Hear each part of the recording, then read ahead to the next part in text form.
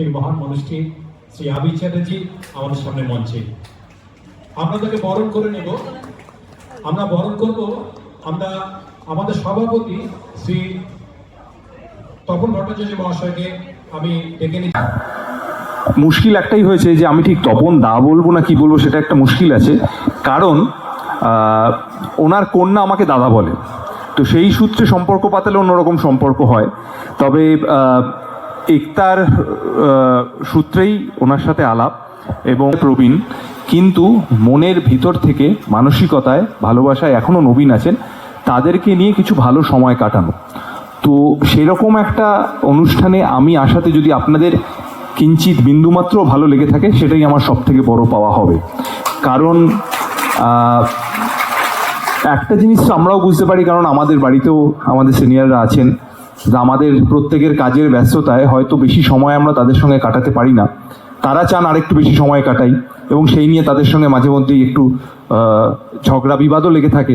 আমরা মনে করি যে কেন তারা বুঝতে পারছে না যে আমাদের এখন একটু ব্যস্ততা আছে, কাজ করতে হবে। কিন্তু মজার বিষয়টা হচ্ছে মনে মনে কিন্তু আমরাও জানি যে কাজ যত যাই হোক না কেন, বাড়ির সেই মানুষগুলোর ভালোবাসা আশীর্বাদ ছাড়া কিন্তু কোনোটাই সম্ভব নয়। তো আমি সেই আশাই করব যে আজকে এখান থেকেও অনেকটা আশীর্বাদ শুভেচ্ছা নিয়ে যাব, যাতে ভবিষ্যতে আরও ভালো কাজ ভালোভাবে আপনাদের জন্যই করতে পারি, এবং সেটা কোথাও গিয়ে হয়তো আমাকে আর একটু ভালো কাজ করতে উৎসাহ যোগাবে।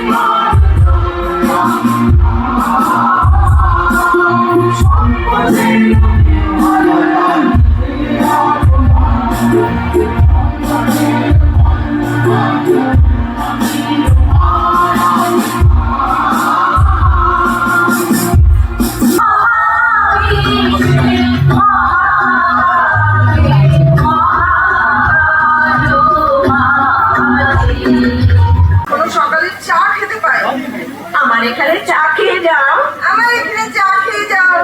বাড়িতে আর সকলে কি ফ্রিজে ঠান্ডা জল খেয়ে থাকবে? আর ঘরে বসত করে কয়জনা মন জানো না। তোমার ঘরে বসত করে কয়জনা মন জানো না, তোমার ঘরে বসত করে কয়জনা, তোমার ঘরে বিপদে আমরা এসে থাকিব।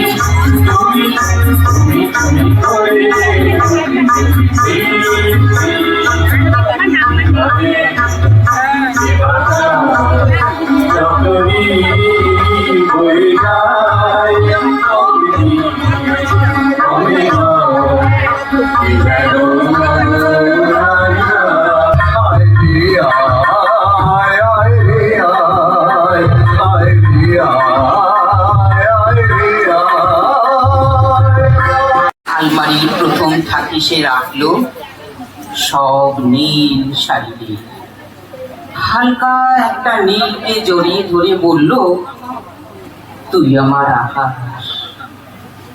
দ্বিতীয় থাকে রাখলো সব গোলাপি নীল।